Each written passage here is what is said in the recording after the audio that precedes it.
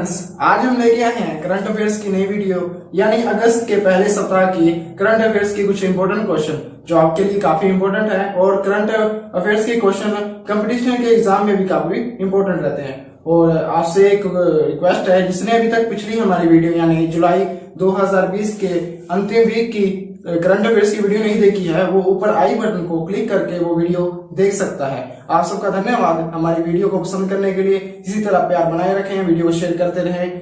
और आइए अब देखते हैं पहला क्वेश्चन। अब देखते हैं आज का हमारा पहला क्वेश्चन। राष्ट्रीय शिक्षा नीति 2020 ये नई शिक्षा नीति है, केंद्र सरकार द्वारा इसे बनाया गया है 2020 में। राष्ट्रीय शिक्षा नीति 2020 में 10+2 फॉर्मेट को खत्म करके कौन सी व्यवस्था को लागू करने का प्रावधान दिया गया है, यानी इस शिक्षा नीति में कौन सा नया फॉर्मेट को लागू करने का प्रावधान है। Option A 3+3+5, option B 5+3+3+4, option C 3+4+5, या option D 5+3+4। A, B, C या डी चारों में से कौन सा ऑप्शन सही है? देखिए ए, बी, सी या डी कौन सा सही आंसर है। तो इसका सही आंसर है ऑप्शन बी, यानी 5+3+3+4। इस शिक्षा नीति में क्या है, पहले होता था 10+2 यानी दो भागों में से बांट दिया गया था। 10वीं कक्षा नर्सरी से 10वीं तक और उसके बाद 11वीं 12वीं। लेकिन अब इसमें बदलाव करके पहला चरण जिसमें 3 साल नर्सरी और फिर कक्षा 1 व 2, उसके बाद 3 उसमें होगा कक्षा 3, 4 और 5। ये दूसरा चरण इसका। और तीसरा चरण में भी 3 भागों में से बांटा गया है, कक्षा 6, कक्षा 7, कक्षा 8। और इसका अंतिम चरण यानी 4 जिसमें माध्यमिक चरण भी से बोल सकते हैं, जिसमें कक्षा 9, 10, 11 और 12 यानी इसे 4 भागों में बांटा गया है। पहले 5 साल में 3 साल नर्सरी और पहली दूसरी कक्षा। इसके दूसरे चरण जिसमें 3 कक्षाएं हैं, कक्षा 3, 4 और 5। उसके बाद इसका तीसरा चरण जिसमें 3 कक्षाएं हैं, 6, 7, 8। और इसका अंतिम चरण जिसमें 4 कक्षाएं 9, 10, 11 और 12 इसमें नई शिक्षा नीति में जोड़ दिया गया है 10+2 के फॉर्मेट को हटाकर। आइए फ्रेंड्स, अब देखते हैं आज का हमारा सेकंड क्वेश्चन। जो हमारा ये क्वेश्चन भी राष्ट्रीय शिक्षा नीति 2020 से जुड़ा हुआ है। तो सेकंड क्वेश्चन है, राष्ट्रीय शिक्षा नीति 2020 के तहत देश में शिक्षा पर जीडीपी का कितना प्रतिशत खर्च करने का प्रावधान है।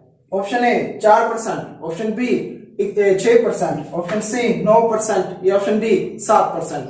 ए, बी, सी या डी चारों में से कौन सा आंसर हमारा सही है? 4%, 6%, 9% या 7%। नई शिक्षा नीति में देश में कितना प्रतिशत जीडीपी का कितना प्रतिशत शिक्षा पर खर्च किया जाएगा? तो इसका राइट आंसर होगा ऑप्शन नंबर बी, यानी 6%। केंद्र सरकार द्वारा यह प्रावधान किया गया है शिक्षा नीति में कि जीडीपी का 6% देश की शिक्षा पर खर्च किया जाएगा। लेकिन 1969 यानी 1969 और 1992 इन दोनों में सालों में भी केंद्र सरकार ने, भारत सरकार की केंद्र सरकार ने यह प्रावधान किया था शिक्षा नीति में। लेकिन उन्होंने भी लक्ष्य रखा था 6% का। 1992 में भी 6% का लक्ष्य रखा गया। लेकिन भारत में लक्ष्य तो हमेशा 6% इसका रखा जाता है, लेकिन जीडीपी का खर्च मात्र 2.5%, 2%, 3% इसके आसपास ही रह जाता है। क्योंकि जब से देश आजाद हुआ है 1947 के बाद से देश की शिक्षा पर जीडीपी का या तो 2.5%, 3% या 2% इतना ही खर्चे रह जाता है। तो हर साल मतलब हर सरकार 6% का प्रावधान तो करती है, लेकिन खर्च जो है सिर्फ 2.5%, 2% ही कर पाती है। अब गाइस देखते हैं आज का हमारा तीसरा क्वेश्चन। देश का पहला राज्य जहां 3 राजधानी स्थापित करने का विधेयक वहां के राज्यपाल ने मंजूरी दे दी है, यानी किस राज्य में 3 राजधानी बनाने का जो विधेयक वहां के राज्यपाल ने उसको मंजूरी दे दी है। ऑप्शन ए Haryana, option B Tamil Nadu, option C Karnataka या ऑप्शन डी आंध्र प्रदेश। ए, बी, सी या डी चारों में से कौन सा आंसर सही होगा? हरियाणा, तमिलनाडु, कर्नाटका या आंध्र प्रदेश। तो इसका राइट आंसर होगा हमारा ऑप्शन नंबर डी यानी आंध्र प्रदेश। वहां के राज्यपाल ने मंजूरी दे दी है। वहां के राज्यपाल का क्या नाम है?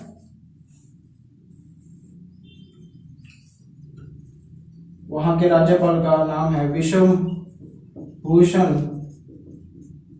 हरिचंद्र, यानी वहां के राज्यपाल विश्व भूषण हरिचंद्र ने इसको मंजूरी दे दी है। और इस विधेयक का नाम है आंध्र प्रदेश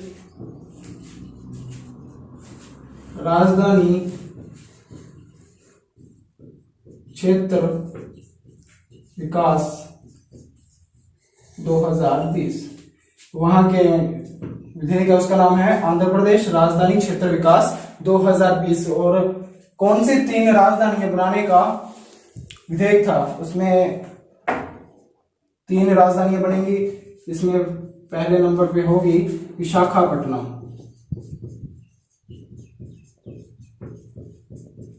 दूसरे नंबर पे होगी कुरनूल और तीसरी होगी अमरावती। विशाखापट्टनम, कुरनूल और अमरावती, इन चारों का अलग अलग काम होगा। कार्यपालिका का संचालन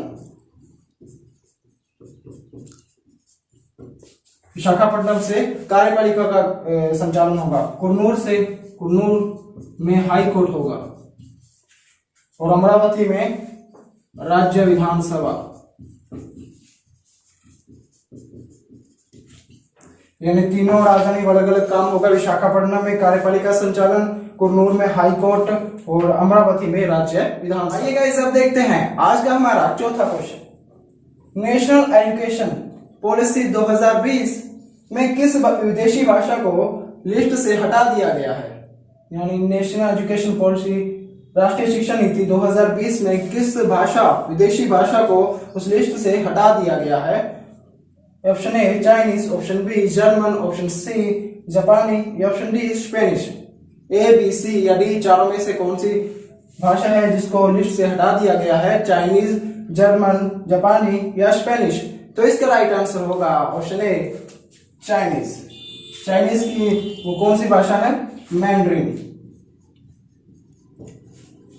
मैंड्रिन भाषा को उस लिस्ट से हटा दिया गया है। यह लिस्ट पहले 2019 की लिस्ट में शामिल थी, लेकिन कुछ समय पहले भारत और चीन के संबंध काफी बिगड़ गए हैं, इसलिए अब 2020 की लिस्ट में इसे हटा दिया।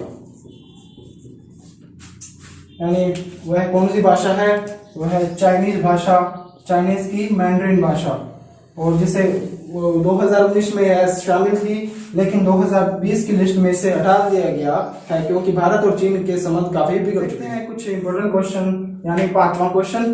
किस राज्य की कैबिनेट मंत्री कमला रानी वरुण का निधन 2 अगस्त 2020 को हो गया है?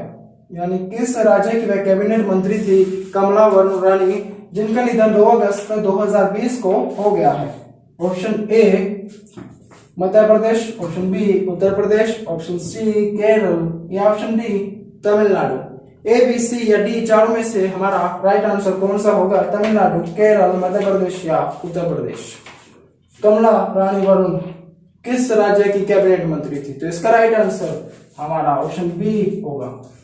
यार उत्तर प्रदेश की कैबिनेट मंत्री थी। उत्तर प्रदेश में योगी आदित्यनाथ की कैबिनेट मंत्री में वह मंत्री थी और शिक्षा तथा तकनीकी मंत्री थी वह। उत्तर प्रदेश में शिक्षा और तकनीकी मंत्री थी और 2 बार सांसद भी रह चुकी हैं। इनका निधन किस कारण हुआ? 18 जुलाई से यह पीजीआई में पीजीआई एक हॉस्पिटल है, वहां भर्ती थी और भर्ती होने का कारण कोरोना महामारी। तो कोरोना महामारी के चलते 18 जुलाई 2020 से वह वहां पीजीआई में भर्ती थी और 2 अगस्त 2020 को उनका निधन हो गया कोरोना के कारण। और यह शिक्षा और तकनीकी मंत्री थी उत्तर प्रदेश में योगी आदित्यनाथ की सरकार। तो देखते हैं आज का हमारा छठा क्वेश्चन, कोरोना से संबंधित जानकारी के लिए किस राज्य ने संजीवन ऐप को लॉन्च किया है? कोरोना महामारी से संबंधित जानकारी के लिए किस राज्य ने संजीवन ऐप को लॉन्च किया है? Option A Manipur, option B Haryana, option C Goa या ऑप्शन डी बिहार।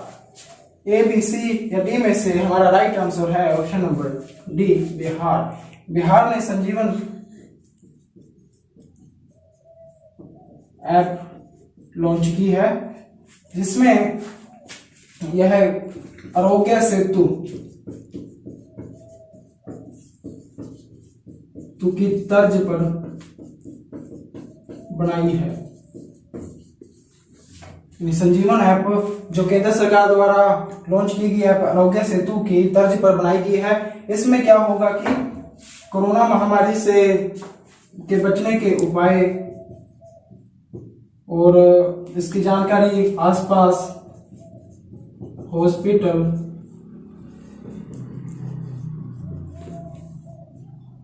आदि की जानकारी देगा। तो यह संजीवन ऐप आरोग्य सेतु की तर्ज पर बनाई गई है और इसके बनाने का इसमें क्या होगा, कोरोना से बचने के उपाय उसके आसपास देखते हैं।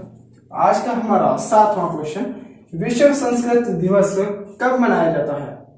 विश्व संस्कृत दिवस कब मनाया जाता है? ऑप्शन ए 27 जुलाई, ऑप्शन बी 15 अगस्त पर, ऑप्शन सी रक्षाबंधन पर या ऑप्शन डी 2 अगस्त।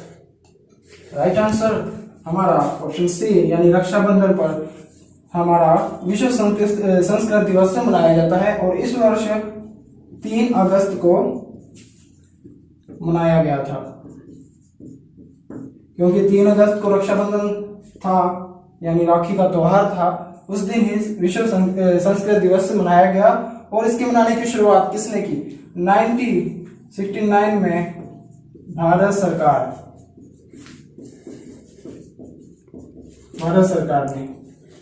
ने पहली बार विश्व संस्कृत दिवस मनाया और इसे रक्षाबंधन के त्योहार के दिन मनाने की घोषणा की। 1969 में भारत सरकार ने रक्षाबंधन के दिन इस विश्व संस्कृत दिवस को मनाने की शुरुआत की और उसकी घोषणा 1969 में भारत सरकार द्वारा की गई।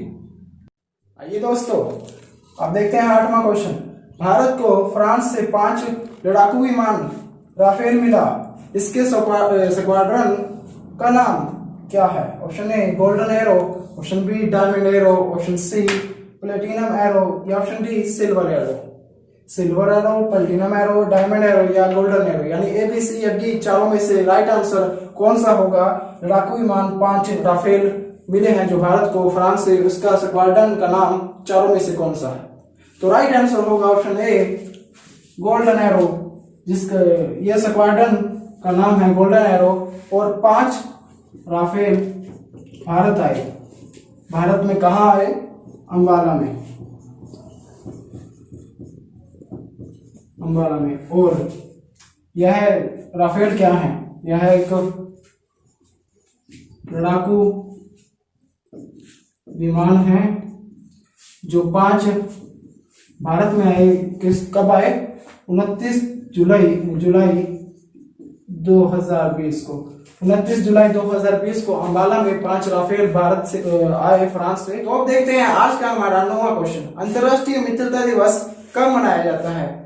वर्ल्ड फ्रेंडशिप डे कब मनाया जाता है? ऑप्शन ए 2 अगस्त, ऑप्शन बी 3 अगस्त, ऑप्शन सी 5 अगस्त, option D 4 August.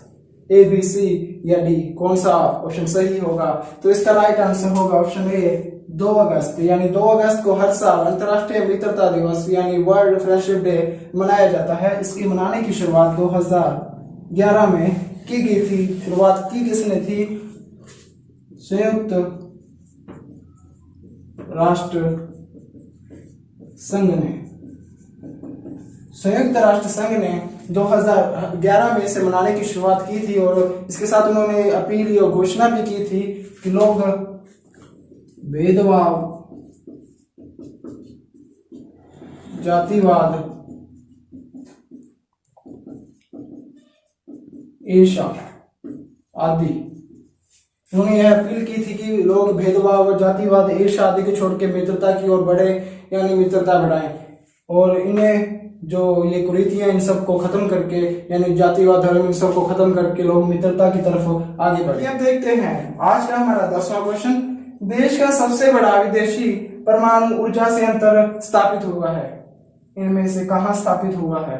Option A Kalpakkam, option B Kakrapar, option C Nagpur, option D Kaiga, Nagpur, Kakrapar या कलपक्कम। देश का सबसे बड़ा परमाणु ऊर्जा संयंत्र कहाँ स्थापित हुआ है? इसका राइट आंसर होगा ऑप्शन बी काकरापार। काकरापार कहाँ है? तापी जिले में। तापी जिला कहाँ है? गुजरात। गुजरात के तापी जिले के काकरापार में ऊर्जा संयंत्र स्थापित किया गया है, जहां उसकी क्षमता है 700 मेगावाट। 700 मेगावाट का ये परमाणु ऊर्जा संयंत्र स्थापित काकरापार में किया गया है और तापी जिले के गुजरात में किया गया है। परमाणु संयंत्र स्थापित हुआ है, उसका क्या नाम है? उसका नाम है काकरापार।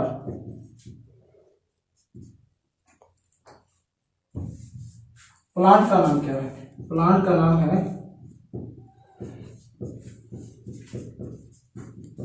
काकरापार परमाणु ऊर्जा संयंत्र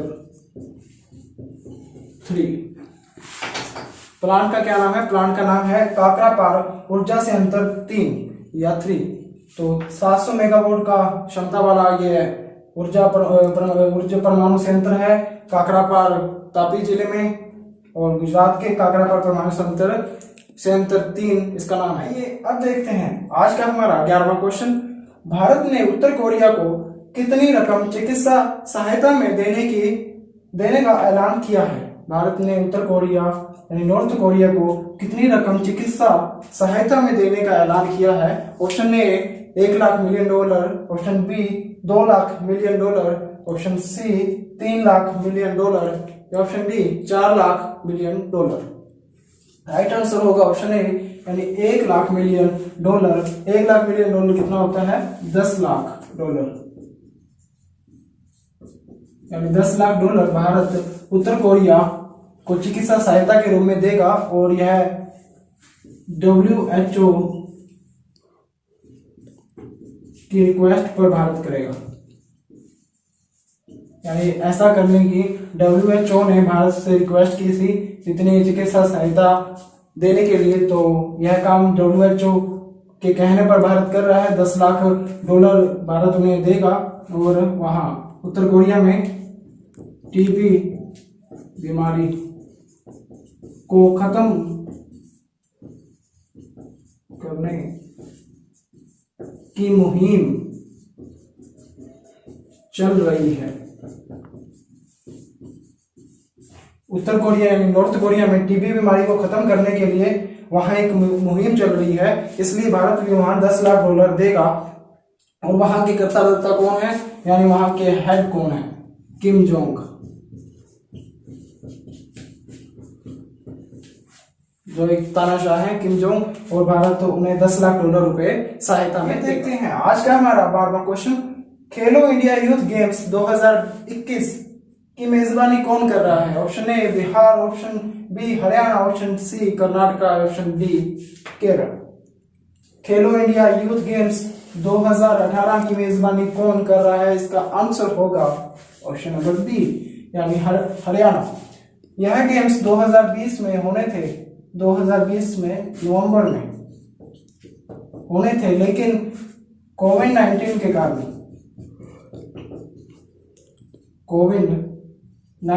कारण इस गेम को आगे बढ़ा दिया गया है 2021 में। तो 2021 में इसकी मेजबानी हरियाणा करेगा।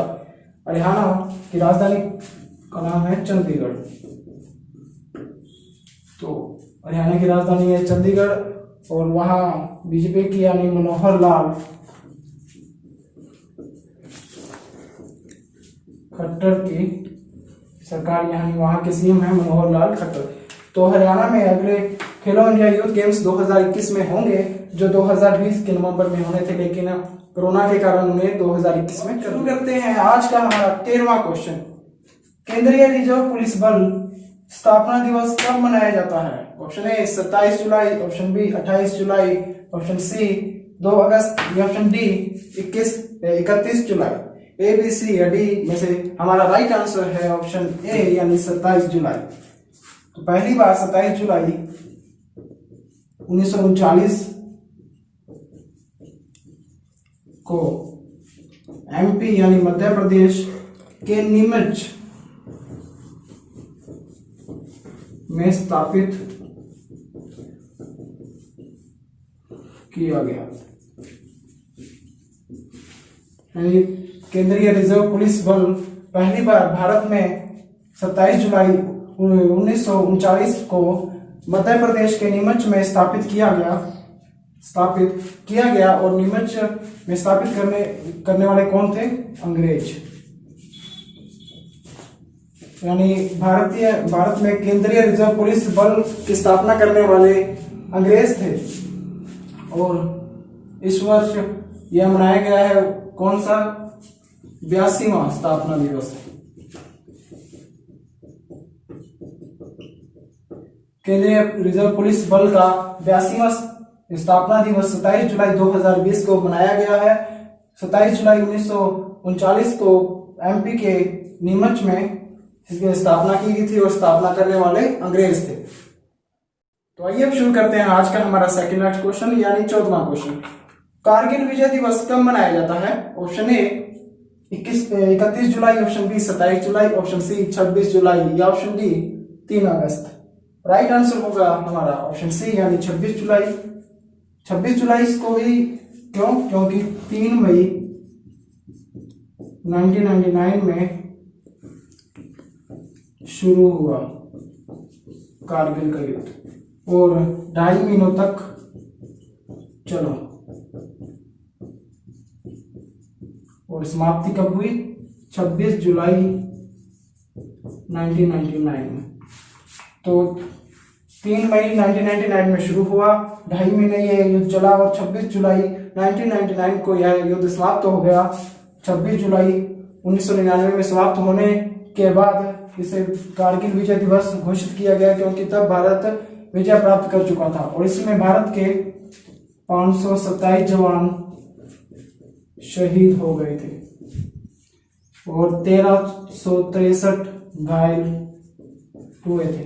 तो कारगिल में भारत के 527 जवान शहीद हुए, 1363 जवान घायल हो गए थे और 3 मई 1999 में यह युद्ध शुरू हुआ। 26 जुलाई 1999 को यह समाप्त हो गया। 2.5 महीनों तक यह युद्ध चला था। अब देखते हैं आज का हमारा लास्ट क्वेश्चन यानी 15वां क्वेश्चन, आईसीसी वर्ल्ड कप 2023 की नई तारीख क्या है?